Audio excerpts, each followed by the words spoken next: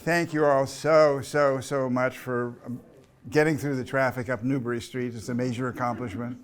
Also bringing spring, and also bringing us an opportunity to come together and be informed, I think, by the questions and the intelligence and the experience of the panel. This began as an idea quite some time ago to bring people together to seriously engage with Sam's work. Very different than an opening or a reception, but an opportunity to dig a bit deeper. But more than that, it was also an opportunity for us to honor Mark. And I must say, walking in, it felt like this was a high school reunion. All of you have been shared so much together for such a long time that it's an absolute joy just to feel the good energy, the memories, and the present connections that all of you bring to Mark. And it's going to be just a great pleasure embarrassing him later. But in the meantime, just to say thank you for being here. And I'm turning it over actually to Mark at this point to say, Mark? You were going to introduce the... You want me to introduce the panel also? I don't think so. No, I'm more than happy to. So Larry, most of you know, and I loved many years ago when we on Larry in the gallery, and Sam was here as well. And many of you continually said, if I'm dealing with a particular idea or project or document, after I've gone through it, then I would say to myself, what would Larry say? And so it's been an ongoing pleasure and delight to work with him. I read his Art from the Ashes and then got in touch with him and said, would you be interested, possibly, in writing about the art of Samuel Bak? And he said no, which is... No, I said who? Yeah, well, also, yeah, both, no and who, or who and no. I don't necessarily write about art, and then he's, I think, done at least 10 essays that are absolutely extraordinary and have set the standard for anyone who even begins to try to write about Sam. So, Larry, it's been an ongoing pleasure, even though it created a second career, and mishigas for you. And then Sam, who will be talked about and will talk.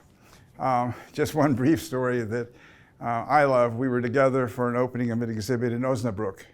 And the book, Major Plaga, a Nazi officer who helped Jews, had just been published. And people drove 8 hours to meet him because they had participated in making the book happen. And I think we started dinner at 7:30 or 8.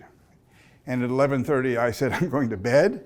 Sam was telling stories, and I saw him the next morning, and I said, Sam, how long were you together? And he said, till 2:30. And I said, well, I've just gotten the quote for your tombstone. What was that? I can make any short story long. So Sam is clearly part of the program. Mark needs no introduction, and if he does need an introduction, I'll do it later. And then Andy Meyers is a result of Rose Montero, who's been at the gallery, and came highly recommended and has met those expectations. And Rose is given to exaggeration, but nonetheless wrote the essay bringing his perspective as an art historian somewhat, interested in being able to write about Sam's work. So we have very different perspectives, and it's been an absolute joy to work with everyone here. Now it's yours, Mark, right? Yes. Okay. Yes. Go for it. So I think I'm going to stand for this part. And Bernie, I think you know this, and Sue, that this is my place to meditate.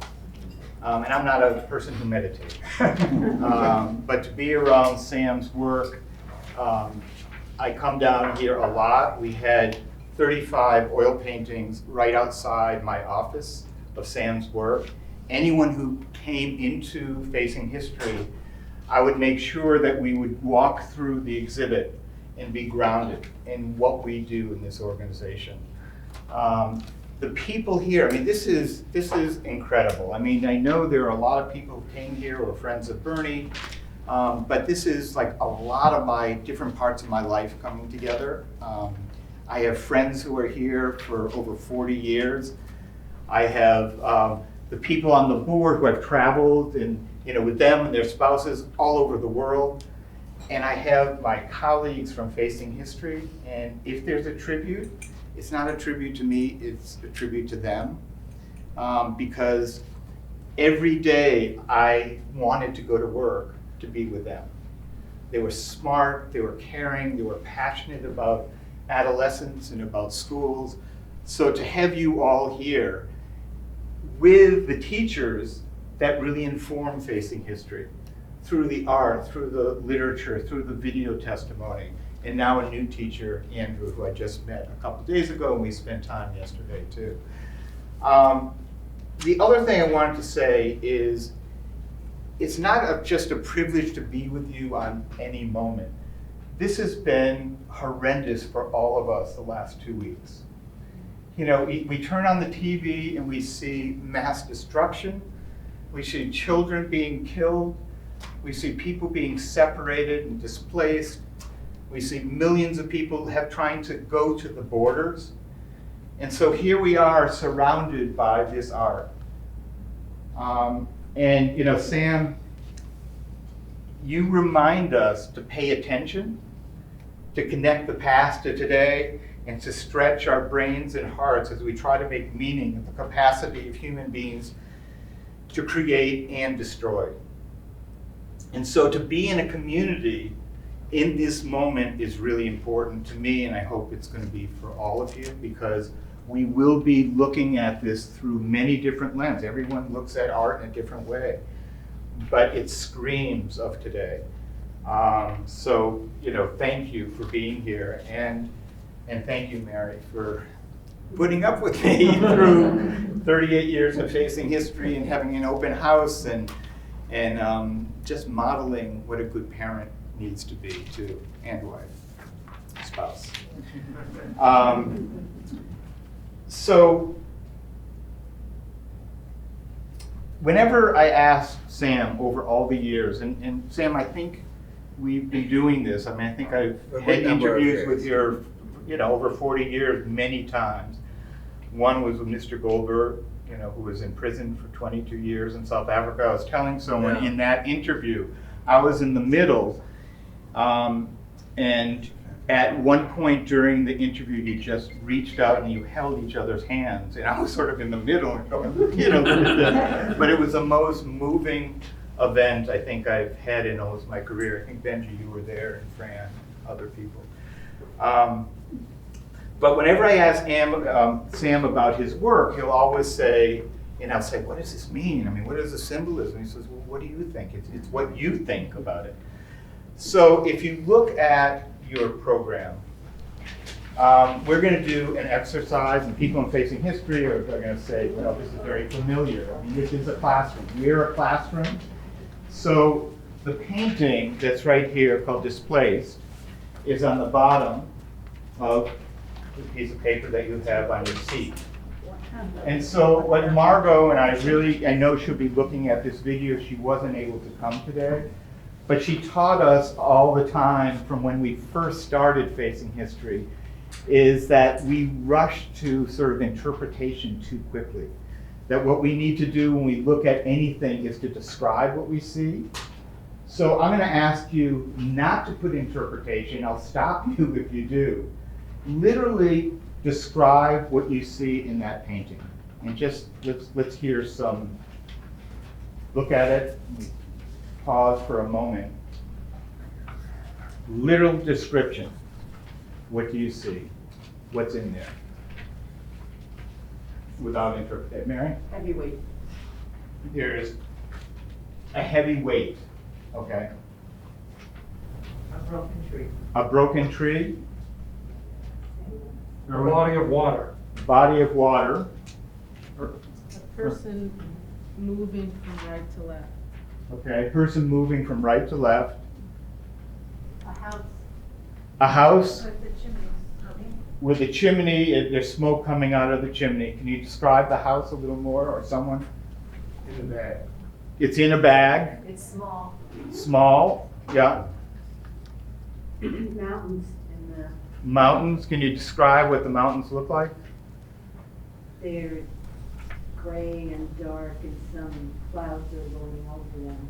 if you look at the right side of the painting, it's darker. What if you look towards the left? There's light. More like a dawn. Okay, anything else you see?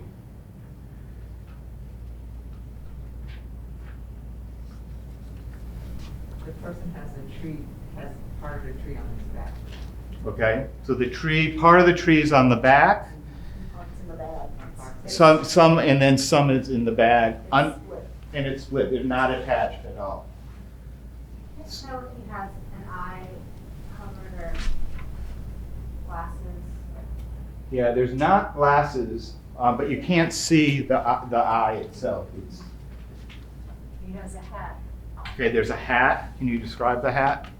It's a cap. Okay. So let's move to interpretation. And it's not what you think Sam was doing when he painted this painting, but what does it mean to you looking at that painting? Uprootedness? Okay. It's a struggle amidst the beauty of this place. A struggle amidst the beauty. Trying to take home with you, Trying to take home, what are you trying to take? with you, or wherever you're going. Yeah. Movement, trying to take something back. What other interpretation do you have that can, what is it saying to you? It's not a normal walk in the park. No, it's not a normal walk in the park. Yeah. I think the person is hoping to establish roots elsewhere, maybe he's bringing a bag with the tree and the roots are in the bag. Okay, so the roots are in the bag, trying to bring the whole tree there. In the moment we're in, what does it mean to you? But he painted it yesterday. Why? Because it's going on in Ukraine. And what has gone on, and unfortunately, will probably go on again. Yeah. He's alone, Okay, alone? not bringing his family. I'll get you, Larry. Believe me, I'll get you, yes. Dimitri? I'm noticing that he's heading toward the body of water, but he doesn't seem to have any means to cross it. Okay. Okay. So where is he going? How is he going? How is he going to get there? Trying to take home with him, yet can he take home with him? Jeremy? There's something about the curvature that just makes me feel a big expanse of his journey, Okay, where he's going, where Yeah. he's came from, where he's going to. okay. The Bonnie? chimney, you can feel the weight of the bag that he's bringing. How does he manage to carry that weight? Yeah. The Okay. chimney looks different, more like a smokestack and not a regular. Okay, did everyone hear that? The chimney looks different. It looks like more like a smokestack rather than a chimney in a home. So he's carrying, in some ways, if that's the case, not only his home, but what he's taking from his experience, possibly. Larry, what do you, I know you wanted to talk about this a little bit. How do you know there are roots in the bag? I don't see any roots. Okay. There's, all right, so that's Why do you think I asked that? because You're Larry. you're Larry. Why are you saying that? Well, we invent things sometimes that we need to see, Yeah, even though they're not there, yeah. okay? I mean, and you did not mention the title of this picture, Displaced. Displaced. Yeah. One could talk for a long time just about the title. Yeah. I'll say something about Sam's titles later on. I would call this schlepping. And not to make a comment, a comical Yeah. comment, but really a painful one. I mean, he's carrying tomorrow and yesterday at the same time in both Yeah. bags, and he's got to deal with both of them. Yeah. But it's your painting, not mine. Oh, it's hard, right. No, it's not mine, it's their painting. Well, I to be mean, sure. it's yours to discuss. You know, it's interesting you say that, because if you look at some of the other paintings, you do see a lot of trees with roots, like that one right there. You know, carrying that on the back, trying to, where's that person going? Why are the roots there? What's gonna happen? We don't know. You know, when I was thinking about this, I spend, you know, a fair amount of time not only reflecting on this and Sam's life, but also on the number of people who are displaced right now. There are 26.6 million refugees in the world. There are 50.9 million displaced people, 4.4 million asylum seekers.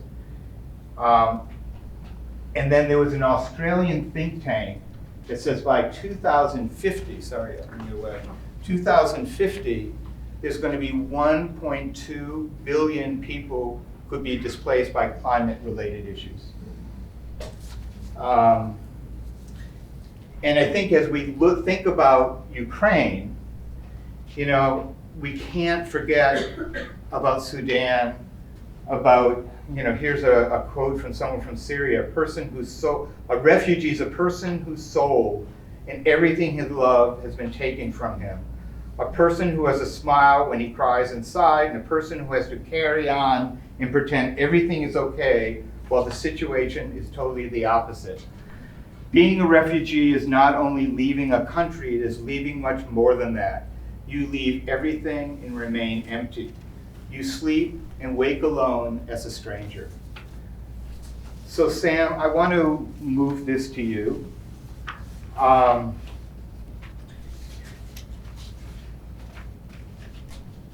And ask you a question. You know, you have lived through the Holocaust. Members of your family and friends were murdered. You were displaced. You lived around the world. How are you thinking about this moment that we're in right now?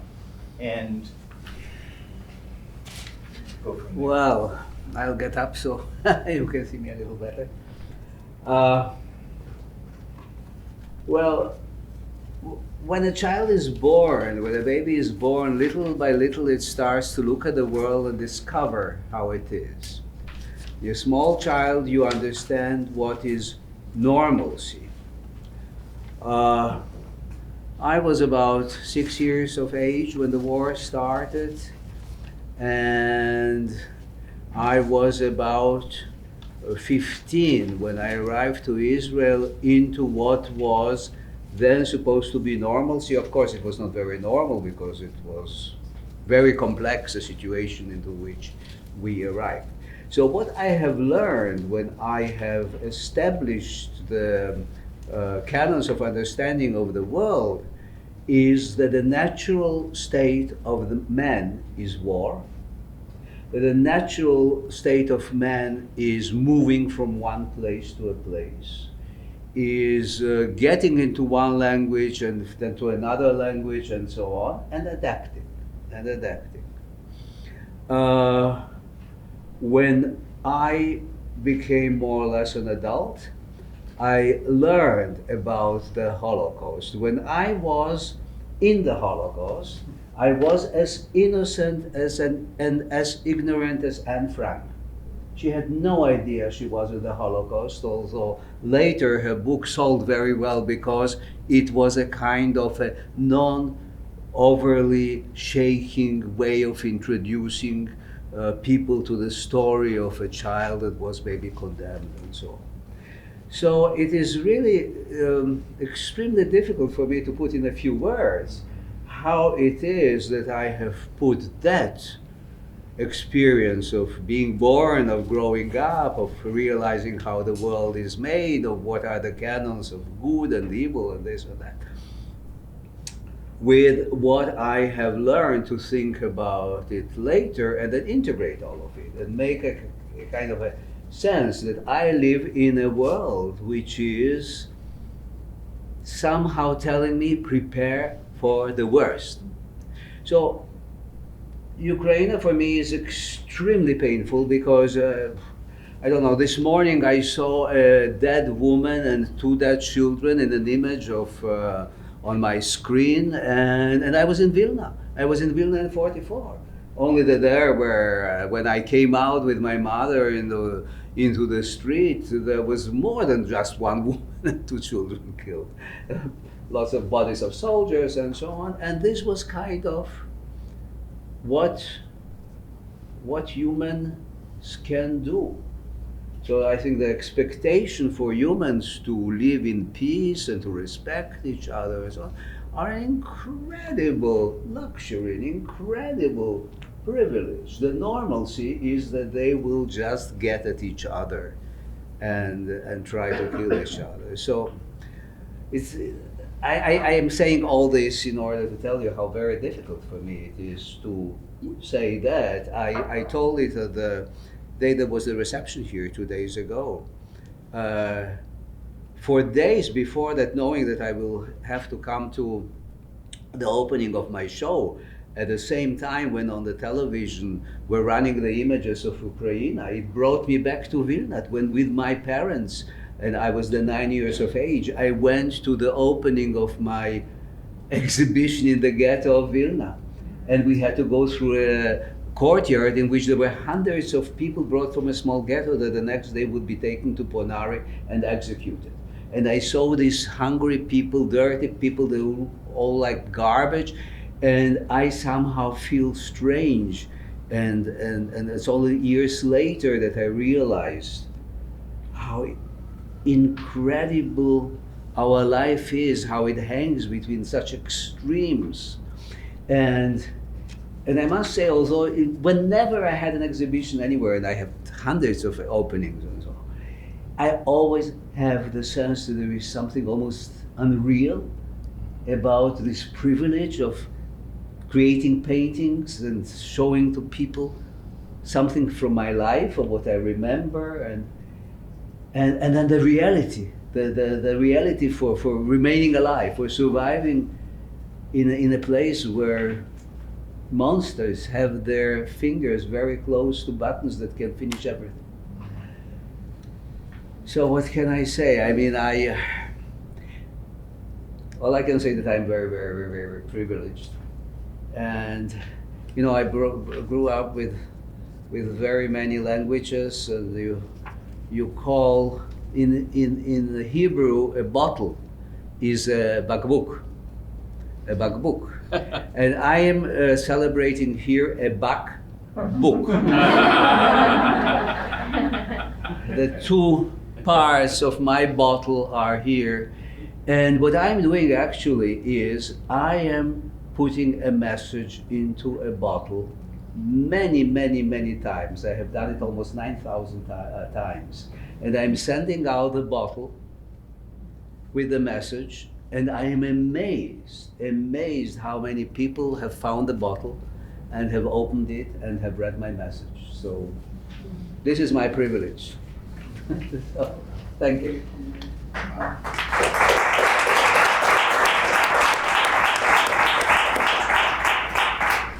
So Larry, I think it is easier. I want to see people out here to stand. You know, the introduction that Bernie gave is so appropriate. You have been the lifeline to Facing History. In the early days, I sat as a 30-year-old by your side as we looked at hundreds and hundreds of hours of video testimony at home, but then came to sort of discuss them, and that became a major body of your work. But you've influenced us not to really confront instead of cope with history, and it's not easy at times. But I want to read a couple very quick passages that have been written by you, one for this exhibit, Sam, and one for the exhibit at Facing History, and then I want to ask you a question before we go to another painting. You said, art is the form of construction, but so is life. We piece together the fragments of our experience and try to make sense of them. Viewing the artistic creation of Sam Bak requires a similar venture, but the visual world he offers us in figuring out is a wounded universe. Most of his objects and persons pierced, dismembered, and mercilessly assaulted by a variety of devices, chiefly hammers and nails, which are normally used to build or repair, not to damage or destroy. And you also said merely looking at a painting is not a very rewarding experience. Seeing into its content in quest of insight is an entirely different matter. And then the last piece that was part of our exhibit that you wrote. Through his indirect stimulus of art, he forces us to ask why nations and their inhabitants had so much difficulty achieving the ideals set forth in the scriptures, the Declaration of Human Rights, and various treaties and charters that are supposed to improve human conduct and discourage conflict. So you spent a lot of time with all these images. So we're not focusing on one painting, but how are you processing this moment and all the images, just of what you're seeing on TV and everything else? And have there been, maybe some new insights with this particular body of work that you might want to reflect on? Well, what's been happening in the last few weeks hasn't surprised me, because in terms of the history of the last 100 years, we failed again and again to achieve the peace, the harmony, the friendship, the cooperation. That's the ideal that we will talk about. And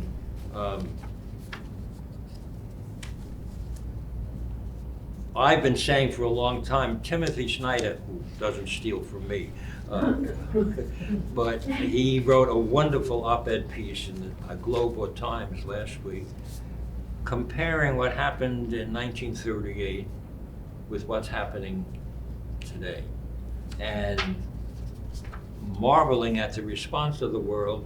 I mean, it took us how long to learn a kind of lesson? They trusted Hitler, they believed Hitler.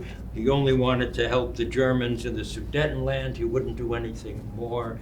And Putin is trying the same story, but it's not going over this time. And I've been so, not overwhelmed, but I applauded the fact that the world seems to be facing up to this, but it makes no difference to Putin. He'll go ahead and kill people anyway. Now, my response to Sam's painting is that it contains two visions. One, the striving we all try to do to improve the world, and a deeper notion that, strive as we might, paradise disappeared a long time ago. Adam and Eve have left. They're still wandering around in his paintings looking for a new home, knowing that they're not going to find paradise, and they keep searching. There's this journey motif. And what frustrates me is the difficulty a lot of people have believing how bad things can be and convincing themselves how good things can be. And that's why I said, I wasn't really joking, but when someone said there were roots in the trees, because they wanted to believe there are roots in the trees. And they wanted to believe that you take a tree which has been sawed off in the middle, how do you replant that to begin with? So hidden in that painting is a kind of ambiguity. The desire to believe that we can go from, it's called displaced, from this place to that place, and it's going to be better. And I don't want to read Sam's mind, but this kind of unconscious feeling that I'm kidding myself, that you can go to a new place, but every day it goes up 100 or 200,000 more in Ukraine. It's going to go up to 2 million soon. Yeah. Displaced people who are saving their lives, but that's only half the story. Are they going to be able to go back home? And if not, they live now with the memory, what I call the ruins of memory, that we were forced out of our home. We've lost some members of our family. They're never going to come back. They died in a horrible way. And our future is partly burdened by what he's got in the other side. The hope to improve and the recognition that some things can never be reclaimed or improved, and we have to live with both of them. So it's cheerful and painful at the same time. I spend my life writing about the Holocaust, but I spend much of my life loving my 2 great-grandchildren. Can you believe that? 2 great-grandchildren, the cutest kids in the universe, the best family in the world. And that doesn't change the fact that this is a lousy world we live in. And it's really worse now than it's been in the last 5, 10, 15 years. So there's that duality. Okay. Thank you, Larry. When we talked last night, Larry was telling me on a course he taught in 1952, so a year before I was alive, at Harvard about the nature of good and evil. Yes. And now he's coming out with a new book very soon when he turns 93. So Larry, you just... Look at the future. Look at the future you all have before you. Okay? You write a page a day, and in a year you have a book. See, just like that. It's not just like that. It really is not just like that. So I'm going to turn to Andrew, and this will be the second painting. And Andrew is an educator.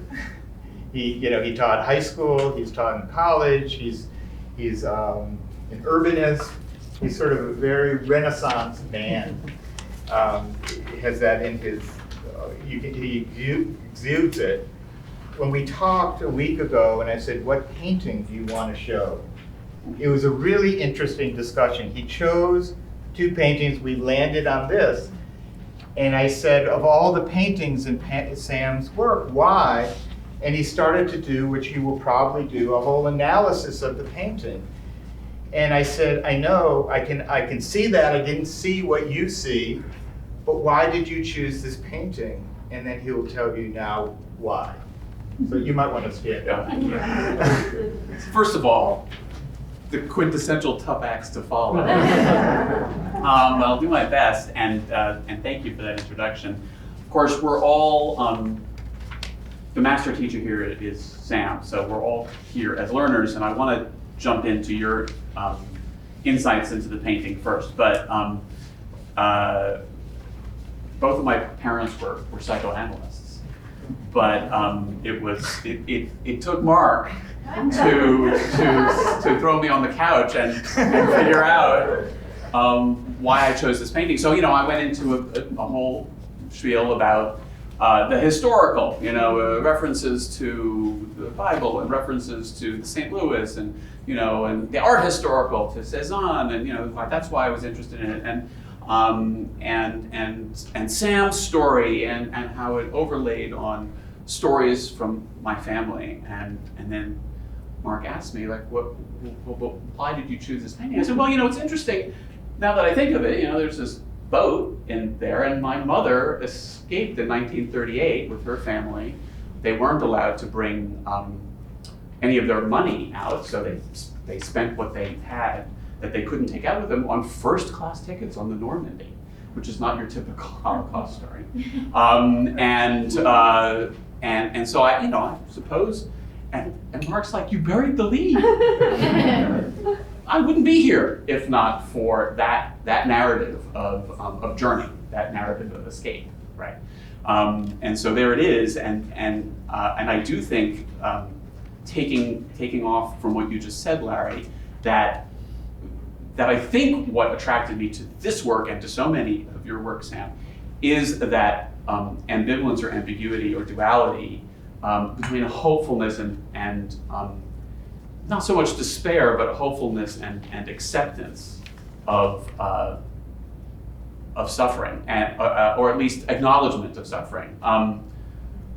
So it's called continuous journey, and continuity itself, I think, has an ambiguity to it. So I would start by asking you,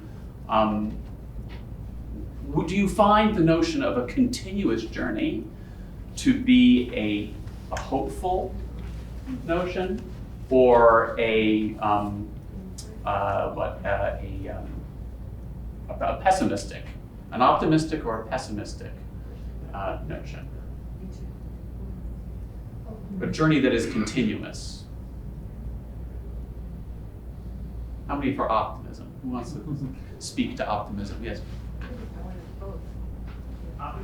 Sure. It sort of depends on how you take the experience of journeying, right? So, even if it's under duress, there might be something new, there might be something in that movement, there might be something in the doing of it that you can find hope in. It might be that you still miss where you were, you might want to rest, but in the new, I think that's sort of optimism for me. Thank you. Thank you.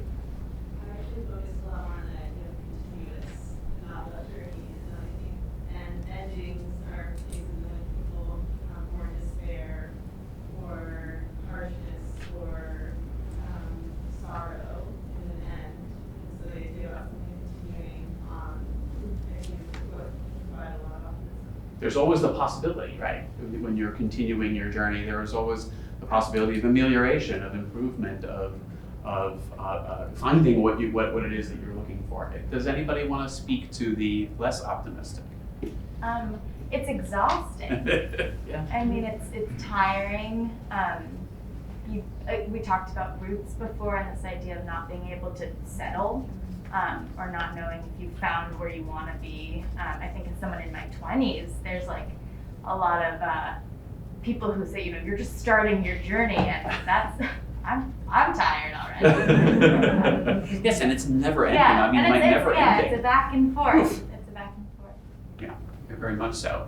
So I'd like to take a page from Mark's book and just start with some observations. If people will raise their hands, you can look on the version that you have on your handouts. If you're in the back, if you're closer, you can look at the version here. But things that you see, just observations. We don't have to jump into interpretations. Things that you observe in this work, and it can be elements of the work. It could also have to do with proportions and color and other parts of the work. What do you see?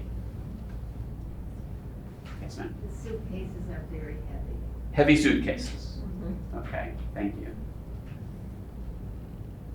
Blue. Bluish, right? Slightly different palette from some of the other works.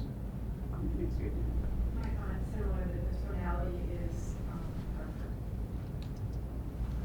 Darker, less contrast than some of the other works.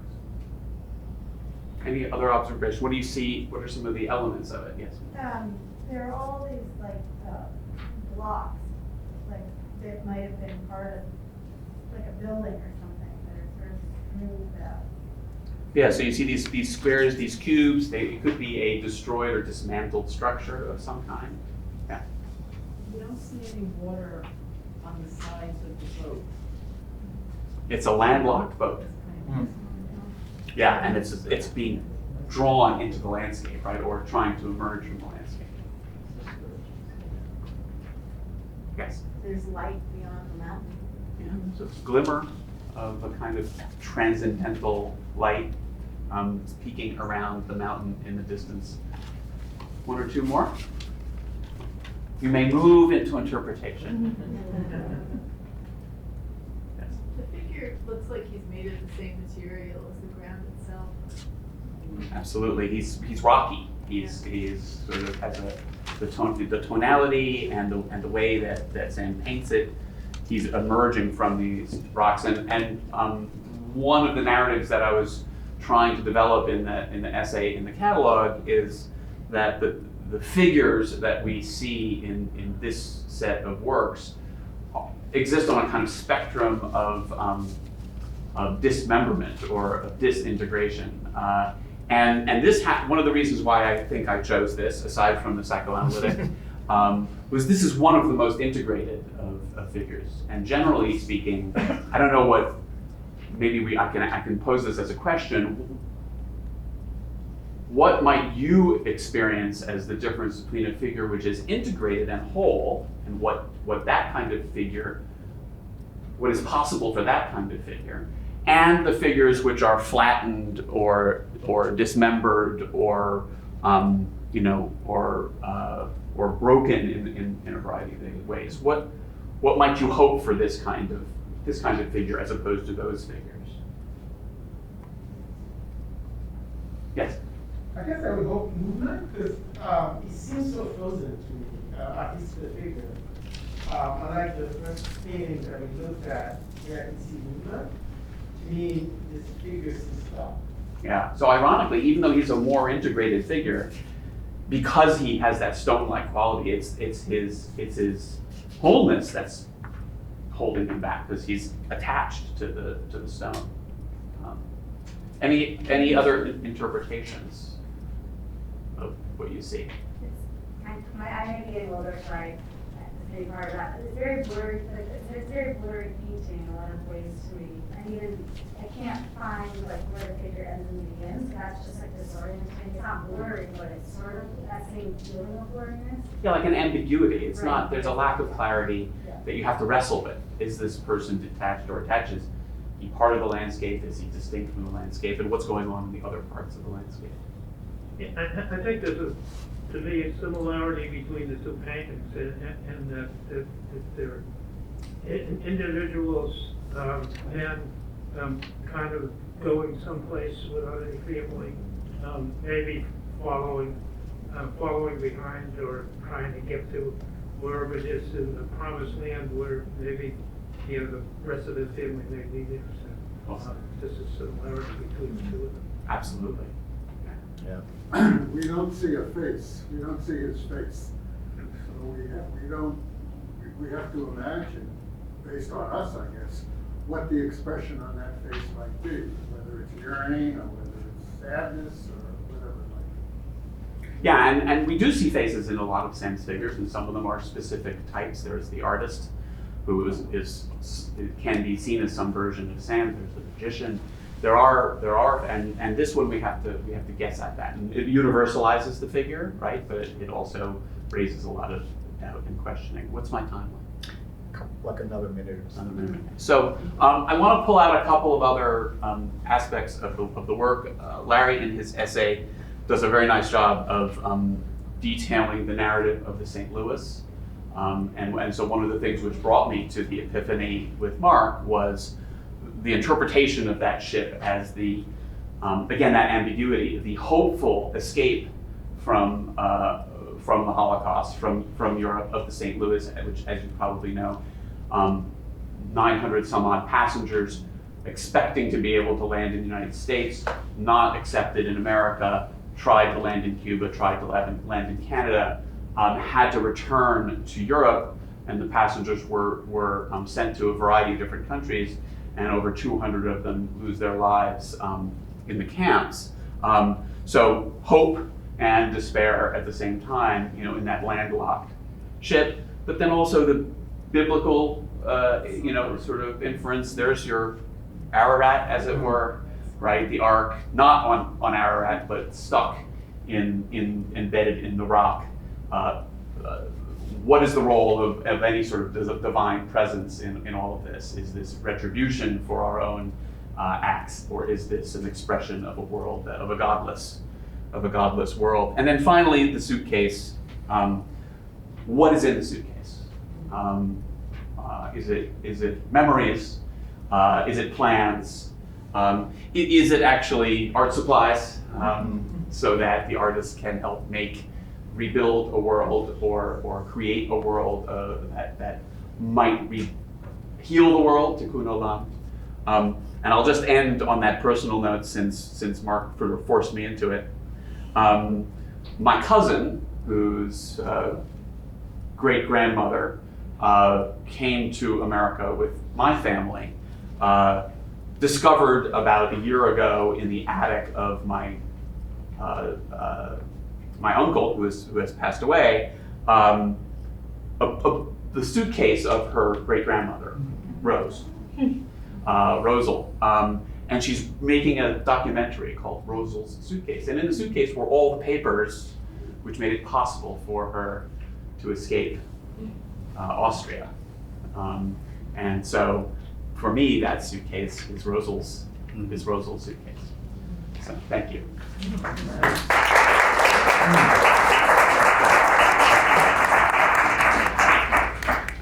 So Sam, I have another question for you, and before we go to the next painting. So this exhibit is called Figuring Out. And these are just half of the paintings. And this was done recently. I mean, these are new Last works. 5 years. Last Yeah. 4 years. And I guess my question, and I'm not sure how to articulate it, but how is the process of figuring out changed over the decades of you as an artist? So, I mean, maybe I'm being too literal with figuring out, Yeah.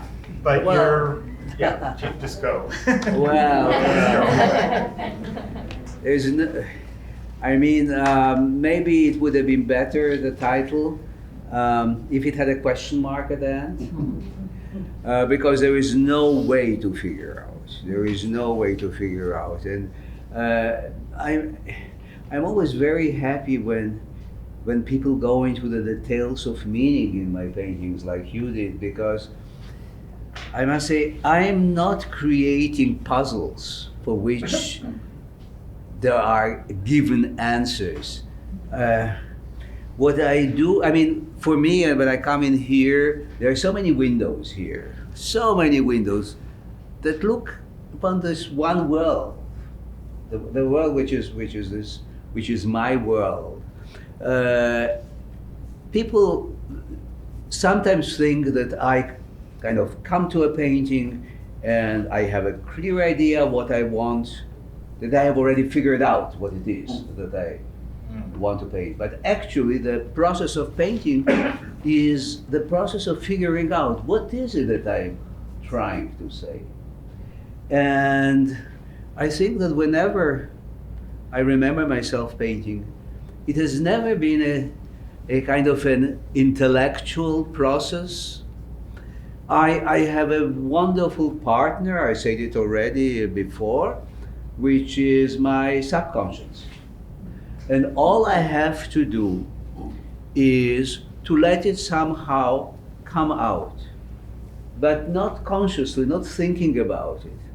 I mean, I think it was Cézanne who said that I think that a painting is finished when I don't see in it anymore the subject. So actually what happens to me is, yes, I come to a canvas that is white, it's not yet spoiled, and it is a window, and I open it up, and it starts to have a life of its own, and it doesn't always tell me exactly then what it would like to become. So I start many paintings, and my average, let's say, where I feel really comfortable is to have about 100 paintings in work. And then the best thing is to take one of the paintings that is with its face to the wall and say, oh, when did I do that? And what does it tell me?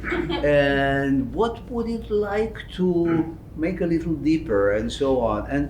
And I let these things somehow work themselves out, figure themselves out. And this title, I think, could actually be applied to many of my exhibitions. But this one has here something to do with figures. And I must say that I had one exhibition with figures that I insisted very much that it is called figuring or whatever, because I remember very well one of the people who survived in Vilna, who survived Ponari's scheme of getting rid of the bodies of the dead, because when the Germans realized that they may lose the war, they tried to hide as much as possible the crimes. And there was a unit of, I don't remember, 200 or 300 men from the ghetto that were put in Ponari in one of those terrible holes in the ground. And their duty was to excavate people that were shot there and burn them in order to completely undo any testimony of the crime that went on there. And it was the most horrible thing because some of these people found their family, even own children, among the excavated bodies. And the Nazis, the SS, that took care of all this operation, called all these people that they excavated figuren, figures, because they were so flattened by the weight of the ones on top of the others that some of them became very, very, very flat. So I'm giving you just details of things that have somehow downloaded themselves in my memory of, I remember I must have been about age 11 when I met in the apartment that was then of Sutskever and Kaczerginski, where they were writing down the very first memories of survivors and so on. It is there that I met some people that survived this group and I heard these stories. So, as I said before, all these were parts of the normalcy of my life and of understanding in what world we live. So I don't know if I've answered your question, but I just turned around it. Thank you. So Larry, we're going to, that was really, I have to take a moment because that was pretty hard. Yeah, thank you, Sam. So Larry, we're going to do the last painting and sort of see how you go about looking at a painting. Okay. Yeah, it's called For a New Home. I'm interested in questions rather than answers, so I'm going to ask you a question, but you don't have to answer it. Why is it that you called Andrew and said, Andrew, which painting would you like to talk about? I didn't ask you. And you called me and you said, Bernie ordered you to tell me I have to talk about this painting. Well, you know what? I just met Andrew and I've known you for 40 years. We were neighbors. I love your wife, all of that. So I took liberties when Bernie Which happens to be the most difficult painting to talk about in this room. Okay, which is why I didn't write about it, because I looked at it and I said, shoot, I don't know what to say about it. Okay, so you forced me. You forced me to. Now, I have an advantage over everyone else, because Sam and I have done 11 or 12 Can you stand up? Can you stand up? Is that all right? Yes. No, it's not all right. Okay. Within 3 minutes, I'm going to have to sit down. Okay. It's hard for me to stand up for a long time. All right? That's okay. Okay. You deserve it. I'll try to talk loud. Okay, so we've done about 11 or 12 Bak books together. I've spent now 27 years looking at Bak paintings. And frankly, if you want to respond to a Bak painting, you can't just look at one, okay? Because I've written about this earlier, they speak to each other. And certain images recur. And as I've said in the essay I wrote for the book, I looked at the painting on the cover. I said, boy, there's a lot of my old friends there, which are images that Sam used before. Okay, so you have to look at a lot of paintings. Now, I'm so glad you said what you said about figuren, because when I looked at figuring out, Sam, among other things, is a great punster, okay? Double meanings. And when he said figuring out, I said he's thinking of figures also, okay? So when I first looked at that, I said, well, the main character of this painting is a nail, gigantic nail, okay? And Sam is challenging us to nail down the meaning of this painting. I'm sure he wasn't thinking of that. He may have, who knows? You never know what Sam is thinking about. What I love about Sam is he's never said to me, this is the stupidest idea I've ever heard. Even though he never spent 2 seconds thinking about it before I said it. But that's what great art is about. And Sam could have saved himself a lot of pain, effort, thinking about titles for paintings by giving the same title to every one of his paintings. Ambiguity, okay? Because that's what it's about. They don't have one meaning. Henry James wrote that the house of fiction has many windows. And what you learn from a novel depends on which window you look through. And the house of art has many windows too, okay? I'm not going to talk about continuous journey, but when I looked at him, the first thing I said is, are you coming from somewhere or are you going to somewhere? Is there a past behind you or is the future somewhere that you haven't even anticipated? And there's no right answer to it, but how you respond. So I looked at this and I said, you know, how do I get into this? So I began to recognize some familiar, I can't see it, prints. The tables of the law, the 10 Commandments are in this painting, except that they're not in this painting. They're missing from it. One of the things that interests me about Sam is what is not in the painting as much as what is in the painting.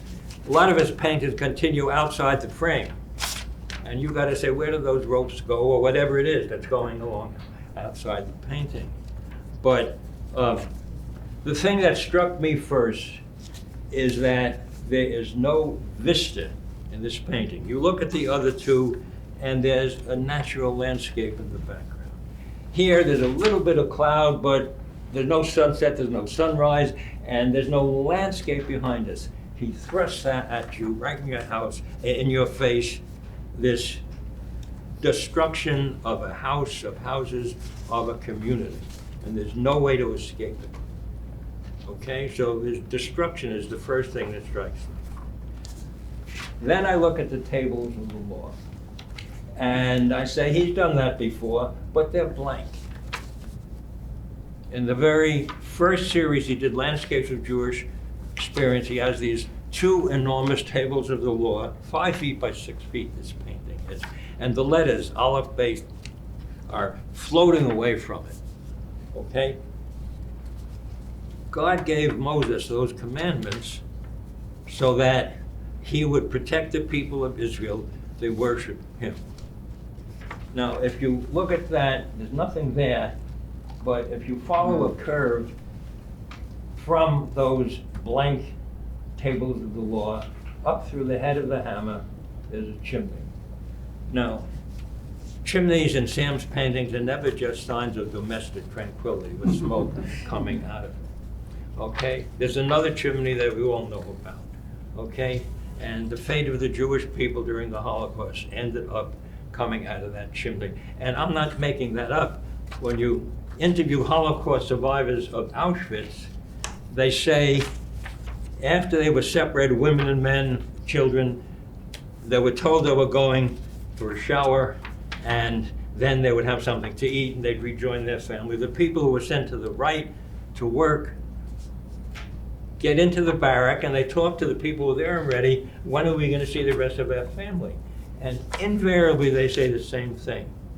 The old timers kind of laugh at them and say, you know where your parents are? They're going up in smoke. This is about the destruction of a community. Now, if you look at the human figures in the other 2 paintings, there are human figures. There's a man there and there's a man there. I looked at the man there and I said, well, there's a human figure there too. If you look at it closely, he's not a human figure. He's got a head, he's got 2 hands, his arm is detached, his shoes are not connected to feet, he has no legs.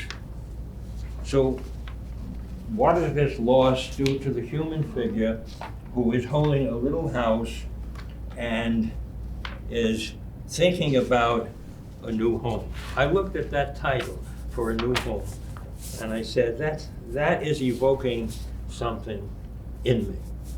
Now, maybe I'm making this up, but Sam doesn't, he likes me to make up things, all right? Because it gives him new ideas, right? Where's the idea of a new home fit into the history of the Jewish people? When Moses led the Jews out of Egypt, he was leading them toward a promised land, a land of milk and honey. How do you make a new, how do you make a new home out of the destruction of the old home? Does it mean anything? I think one of the subjects, and I just don't have the energy to do it, but someday someone has to write an essay about the use of irony in the work of Samuel Bak.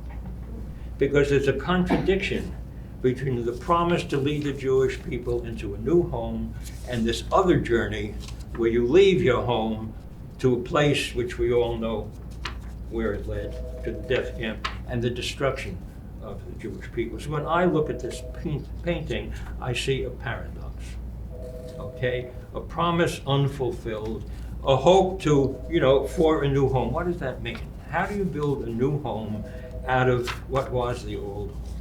How do you go to a new place when you've been displaced from an old home? It's a different home, but it's not a new home, and it in no way eliminates what you leave behind. And this painting for a new home, it seems to me, is an ironic response to this question. How do you take this destruction? And this chimney is simply ominous. Now, the other thing, and this is new for me, I don't know if years ago you painted some paintings with hammers and nails. I just don't know. A few. Yeah, because you've only done, what, 3,000 or 4,000 paintings? More. More. At least twice as many. And I haven't had a chance to look at all of them yet, but You still have time. I promised my great-grandson I'd attend his bar mitzvah, and that's only 10 years from now. Okay, so I can get through a lot more. If the bar mitzvah is boring, you can look at my painting. I have a story to tell about my grandson's bar mitzvah, but I won't. Okay, speaking of boring. I'm going to lose my train of thought. It's your grandson's. Oh, no. The hammer and the nail. It's an internal contradiction within the painting. Hammers and nails are used to build, but hammers and nails are also, you pull nails out. I mean, there are bent nails, there's a straight nail there, and there are bent nails there. So how do you build a new home when you have the memory of the old home? Is it really a new home? It's like the man in the displaced who's carrying two burdens at the same time. If there are roots there, and maybe there are, maybe there aren't. Can you transplant roots and make them grow? When I put too many tomato plants too close together in my garden and I uproot them, I cross my fingers when I replant them, because half the time they don't take the transplant. They wither and they die. So what does the whole idea of a new home mean when the old home is what you still have behind in what I call the ruins of memory? Now, this isn't the meaning of the painting. It's one of the... I talked to this painting for a long time. And don't laugh. My wife says to me, "You're talking out loud." I said, "I'm not talking." She says, "I hear you talking out loud." And, I said, when Bernie said, "Look, you talk about this or you're not invited," I couldn't say no. I said, "Neil, what are you doing there?" I said, "Talk to me." And in a sense, what Sam's paintings do is taking us from looking to seeing to thinking, finding language, and realizing that language is not enough. You need imagination. That's what you need when you address the Holocaust, I mean, one reason why I have so little confidence in building a new and happy future, that book after book coming out, and they're still writing them. Every week a new book comes out on the Holocaust. And every week I discover that the Germans were more cruel than I ever believed they were, doing things that I never dreamed that they were capable of doing. And that question, comes up in my mind all the time. How did we get to this? Now, Sam, and I've written about, he's not just a Holocaust painter. I mean, he is, for me, an artist of modern consciousness. We are living with a burden of 100 years of atrocity and war and poverty and pandemic, decade after decade. That's behind us. And that's part of our burden. And we can't pretend it's not behind us. And now we have a new one. So this war will end. My friends, someone called me this morning and said, gee, I hope someone will assassinate Putin.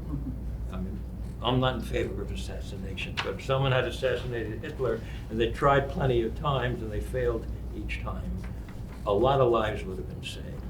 They said, we're going to have to live with this, okay? And we have to live with this. And my last book was called The After Death of the Holocaust, because we have to die with this too. I mean, this painting is about dying. It's not about living. It's about a community that was destroyed. And if you know the history, you know how it was destroyed. And it is destroyed without meaning. So, I thank you for forcing me to ask some questions about, but they're painful. Yeah. They're not happy questions. Larry, what you said at the end was really the reason I agreed to do this.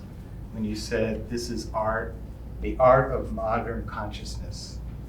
And to be sitting with Andrew and Sam and you, having a conversation about some of the most important issues that we face as humanity, and we can't live with it, we can't think about it 24 hours a day, we can't. But if we don't think about it some of the day, it slips away. So I thank you for this, your insights, your wisdom, your life work, all of you, so thank you. Well, I thank you. I mean, it's, you cannot imagine how it makes me feel. It suddenly makes me feel important. It's really extraordinary, absolutely extraordinary to be able to spend my time doing something that I love doing, that I would have done in whatever, and then realize that it creates some communication, it creates a connection with the other. The connection with the other is such a gift, is such a gift. It's such an extraordinary gift that I have a lot of nachas of myself, what can I say?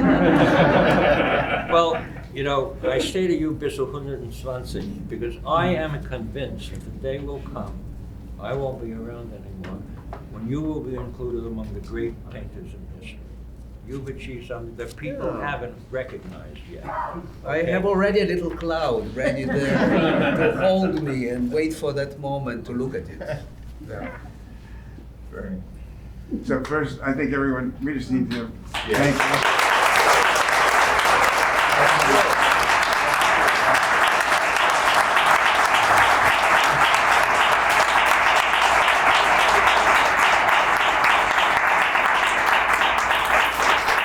All of you, thank you so much. As I was sitting next to Nana, it occurred to me that you're the reincarnation of a 2,000-year-old men. The two of you have been together so long, and the synergy between you, the love, the affection, the intelligence that you just both exude, just uplifts everyone. And so thank you, thank you, thank you. Andy, you're welcome to the new club. Good luck. So the invitation included an opportunity to celebrate Mark in a way that certainly we at the gallery wanted to celebrate you, Mark. So thank you for, first of all, agreeing. I'm sure this is not your favorite activity, having people talk about you, but there's not going to be... It actually is. Even better. It's almost like eating bread. No. So I'm going to begin with a quote from Heschel and then a couple of quotes from Brother Hamas, and just to say thank you for being who you are and what you have given all of us. And I know you've probably fed everyone in the room at one time or another. I always have this image of Mark cooking for people coming in from out of town, your team here, and your nourishment for them was much more than what you cooked for them. But the intention of wanting to do it for them is what was so important. You embraced them and you gave everybody a sense of their worth in the context of the work that you believed in so sincerely. And so I think that there are a number of ways to approach it. I'm going to skip Heschel, he's good, but it wasn't bad. So let's go with the first Thomas quote, which I love. It is right to be acknowledged and gracious to acknowledge. No one does anything alone. And I think all these people have been part of that, both ways, acknowledging you, but also your constant acknowledgement of them. And I really want to acknowledge Mary most of all. I've learned that.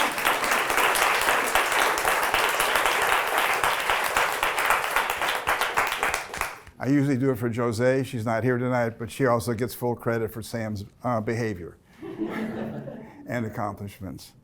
Thomas wrote, we should live and love wisely, but not perfectly.